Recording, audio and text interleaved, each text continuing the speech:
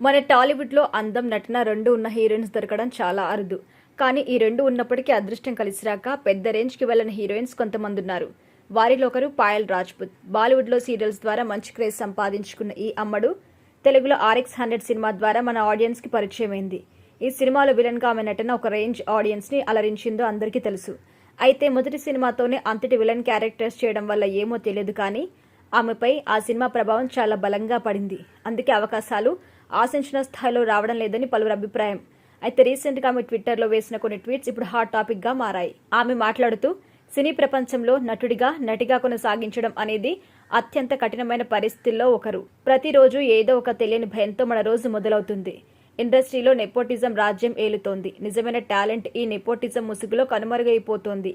నేను పడే కష్టానికి తగ్గ ఫలితం, నా టాలెంట్కి తగ్గ అవకాశాలు భవిష్యత్తులో అయినా వస్తాయా లేదా అని ఆలోచించినప్పుడు రావేమో అని భయం వేస్తోంది. ఎందుకంటే పెద్ద సినీ బ్యాక్గ్రౌండ్ నుంచి వచ్చిన వాళ్ళ కారణంగా అవకాశాలు నా చేయి జారిపోవడం వంటివి చాలాసార్లు చూశాను. ఇలాంటివి తలుచుకున్నప్పుడు మనసుకి చాలా బాధగా ఉంటుంది అంటూ పాయల్ రాజ్పుత్ మాట్లాడిన మాటలు వైరల్ అవుతున్నాయి. ఆమె వ్యాఖ్యలకి సపోర్ట్గా నెటిజన్స్ కూడా నిలిచారు.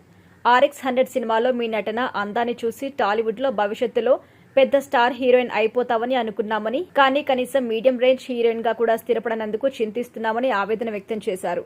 రీసెంట్గా ఇండస్ట్రీ ట్రెండింగ్లో ఉన్నటువంటి కుర్ర హీరోయిన్స్కి కనీసం ఎక్స్ప్రెషన్స్ ఇవ్వడం కూడా రావడం లేదు.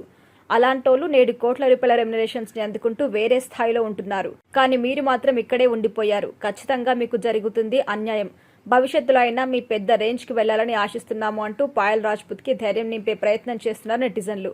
ఆమె చివరిసారిగా వెండితెర మీద కనిపించిన సినిమా మంగళవారం. ఈ సినిమా తర్వాత మళ్లీ ఆమె మరో సినిమాలో నటించడానికి సంతకం చేయలేదు.